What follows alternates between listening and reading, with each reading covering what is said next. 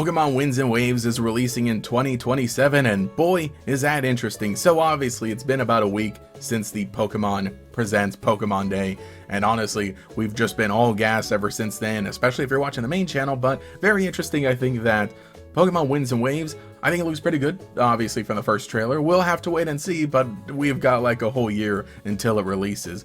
But I was just like taken aback by the fact that the very end of the trailer said that it was going to be releasing in 2027. Now this is coming off the heels of a video I did on the main channel where I was basically rewatching all of the reveal trailers of every 3D Pokemon game. So just seeing that the trailer for Winds and Waves was put together the way that it was really kind of made me think that it was like you know, mostly done, that we'd be getting it within the year, or that, you know, the end of the year, and it would be something that like, yeah, you hit for the 30th anniversary. And I think that's like the most interesting part, that it does feel like the 30th anniversary game, but it's not releasing during the 30th anniversary. That's like okay, but you know, I would rather they spend their time on it. And like I said, that's the reason I was just shocked, because with Pokemon Legends ZA, that one had one of the longest release from reveal ever, and the reveal trailer on top of that showed no gameplay. It just showed some cinematics, and it showed the logo and told us like, hey, we'll see you next year with a Pokemon game, right? But Pokemon Winds and Waves is a very different situation where you know, we see like gameplay like this that looks pretty good, and you know, obviously not finished, but it looks pretty close to it, as in like I think a good amount of people would be happy with like, all right, give me that game right now, I'll jump right into it. We get to see some environments finished, the protagonist, the starter Pokemon for one thing, and fully 3D modeled as well, not just like 2D art of them. They're there in the game, in the environment, and like I said, it was just very interesting and very curious. But I think that, and this is something that I said in one of the live streams too, is that I think them coming out and saying that like, hey, this game is not coming out this year, it is coming out next year, just probably because it fits with the timeline that they want to set. But for them to show off this much footage, and for them to show like this much good looking footage, and you know, I don't want to oversell this or anything, because you know, some Pokemon trailers for Scarlet and Violet that I've been rewatching recently looked a little better than the final game. But then again, you know, you do have to take into consideration like this is through YouTube rather than you know, on a nice TV. But so there's going to be difference, point is. But really what I'm saying is that for them to kind of show it off and show it off like this, and like, hey, look at this, here's a big old building, and here are what the environments look like, and you know, still some of the little weird jank of like the you know, the ground looking a bit odd, or you know, not as high quality, but just, you know, that shot and some of the other shots, I think that that is them really trying to get back in the good graces of a lot of people. Because, you know, while I did enjoy Scarlet and Violet, and I think on the Switch 2 it is a great fun game, you know, the way that it released on the Switch 1 definitely did turn a lot of people off of Pokemon. And meanwhile, Sword and Shield, I think Sword and Shield were fine, but there was a lot of stuff leading up to it that was a whole, you know, a whole controversy on its own, as we know. But definitely this is them, and I'm not saying that they need to prove it, that they need to prove that, hey, look, we can do this, here's a 3D game, here's the environments, here's everything working great, and on top of that, it's not even coming out this year, it's coming out next year, so we'll have even more time to continue perfecting it, and so on and so on. But in a sense, that is basically what they're doing. You know, I know that for sure Game Freak does kind of generally take in some of the feedback, or generally like understand what people are saying about the games. And again, I'm not saying that this is something that like they need to prove. For some people, some consumers, maybe it is, but this is just like a big, you know, a big play right here, like saying, hey, look, here's a game, this is what you wanted, this is the open world style kind of Pokemon game. It looks pretty good, or at least it looks better, it runs better, it has a little more going on in the environments, and you know, there's a long time between now and the release date. So I think that is really interesting. But it is also very funny too that, and I meant to close that, it is really funny too that you know, it's just not releasing this year, because I almost would have expected them to, like, again, I think that in a typical Pokemon world, this would have been a little more of a teaser trailer, where maybe they show environments, maybe they tease a brand new Pokemon, maybe they don't even really show anything, or I would have expected a lot less. And sure, it is only about like a minute and a half of actual footage. There's like a, you know, half of this is at least a cinematic, but I was expecting a lot less than this. Legends Arceus, still the first trailer for Legends Arceus. That was another game that had a pretty good distance between the reveal and the release, but, you know, we had Brilliant Diamond Shining Pearl in there. That gameplay, while it looked good for a Pokemon game, or it looked like, you know, enticing or new, it's like, ooh, they're trying something different. It did not look as impressive, I guess, for lack of a better term, as this game did. At least, you know, knowing what we know about 3D Pokemon games, and after having experienced them with Sword Shield, Legends Arceus, Scarlet Violet, now Legends ZA, how this game looks in comparison to those. So, interesting stuff going on there, and I keep opening that up. But the other funny thing is that, you know, the actual Presents itself, and here I was supposed to go to Presents. The actual Pokemon Presents itself, I think, was okay. They really could have used a lot more details for certain games. They had a lot to show off, and I'm not against Pokemon talking about stuff like, you know, the mobile games and everything during a Pokemon Presents, because I think that the Pokemon Presents is really a thing that they do at they do it like twice a year, but I think the one that happens on Pokemon Day is really one that is meant to set the tone for the rest of the year. Sure, I know that in the past, mostly they kind of did like a little, hey, you know, thanks for loving Pokemon, thanks for being a fan. Anyway, here's a trailer for the next game that's coming out this year, the next mainline game. I like them talking about the spin-off games. I like them talking about other stuff because, like I said, a lot of people watch this, and so this is kind of the best way to make sure that everybody knows, is that every kind of Pokemon fan knows what's going on, to make sure, like, hey, reminder, Fire Red Leaf Green is getting re-released next week. Reminder, Pokemon, the GameCube games are coming out. Reminder, Pokopia is coming out. Hey, if you really like Pokemon, reminder, we have this thing going on here, Cafe Remix, and so on and so on and so on. So, it moves along pretty well. But if anything, I think this reason one, maybe it moved along a bit too well, because I think there were some important details about champions that should have been shared during the presentation that just weren't. So it kind of left a lot of people to do that. But despite the fact of that, is like, there's a lot going on for Pokemon this year. Despite the fact that Winds and Waves is not coming out until next year, I think that's perfectly fine, because if anything, I almost feel like maybe we're getting too much Pokemon this year. This month alone, we're getting a lot, because last week we had Pokemon Fire Red Leaf Green, and that was the thing for the weekend. It was really cool seeing people play that and experience that again, or experience it for the first time in some cases, and post about it online, and so that was really neat. But then a week later, Pokopia comes out. Pokopia is out today when I'm recording this. I have not finished playing Fire Red and Leaf Green, and I'm just kind of doing like a casual run, but I say casual, but just playing it on my own time, and making sure I record the footage so I can have it for my archives, and I'll share it when it's there, of some of the important stuff for Fire Red Leaf Green. But I am like, right now, in my playthrough of the new Fire Red on Pokemon on Nintendo Switch, I've just defeated Brock, and that's about it, because we've had a busy week with like coming after Winds and Waves, and then again now Pokopia comes out.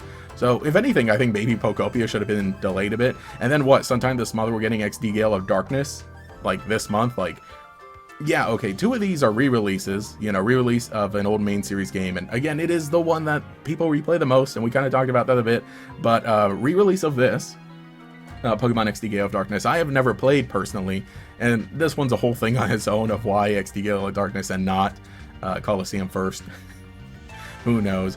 But that's happening this month, and then Pokopia is out, and Pokopia is going to be like is already a big game. A lot of people are like, you know, the type of people who try to marathon it and finish it in one sitting, or maybe 1 or 2 sittings.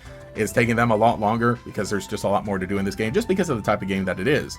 So already, like, the first half of this year for Pokemon just has so much, and like I said, I do wish some of it would have been spaced out. I think Fire Red Leaf Green worked for the Pokemon Day thing, but I think maybe Pokopia should have been pushed to April. Well, I don't want to say pushed back to April, because they probably decided on this a long time ago, and maybe more recently did Fire Red and Leaf Green.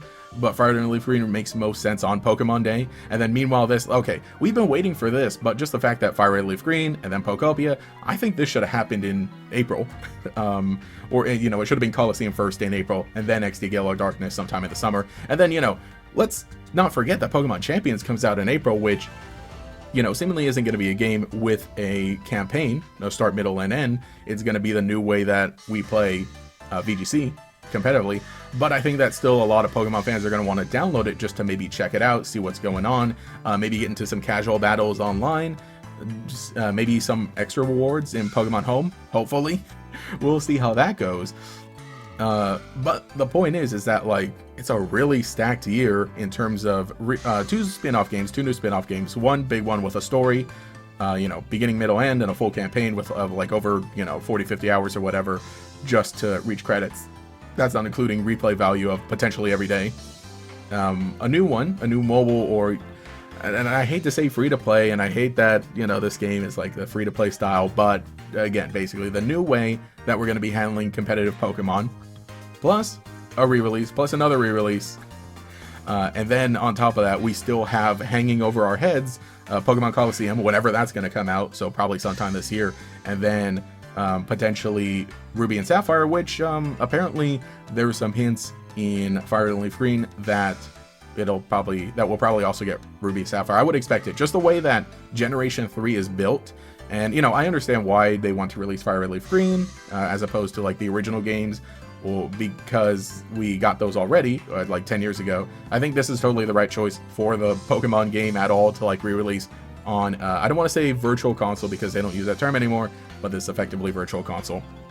So with the potential of Ruby Sapphire coming out sometime this year, and with the potential of Coliseum coming out sometime this year, again, Coliseum is a game that I have never finished actually, and so it'd be a good excuse for me to go ahead and finish it. And again, Gale of Darkness I have never touched at all, so that's a good excuse for me to go ahead and try it out for the first time. So already it's like my month alone is really stacked with Pokemon, so I think that they kind of filled it out. I definitely think they should have maybe spread some things out. Some of these re-releases, they should have spread out a bit, and I don't think we're getting another big like spin-off game like Pokopia. Pokopia is probably going to be like the one thing for the year, and we're probably not going to get another one until next year, and I think that's perfectly fine.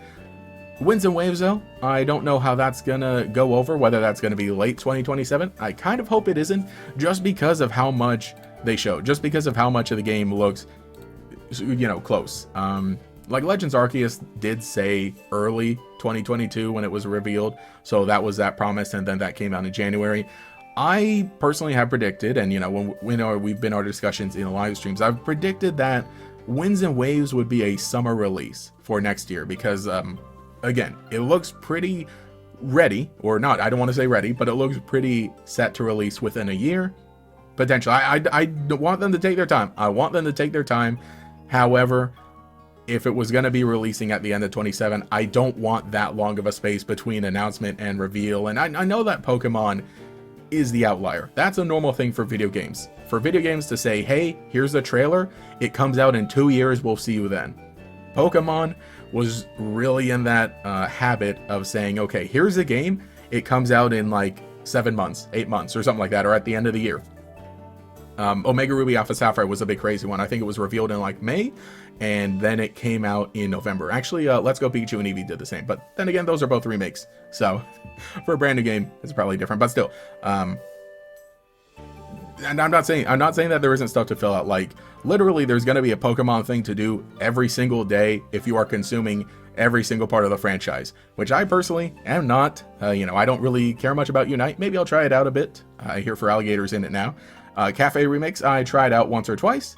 Maybe I'll get back into it, but I think that this year's looking pretty good and fun for Pokemon. Another off year for the main series game, but just in terms of like other re-release stuff and spin-offs, I think we're pretty set. So I'm very happy with 2027. Like I said, I'm just shocked. I'm just surprised.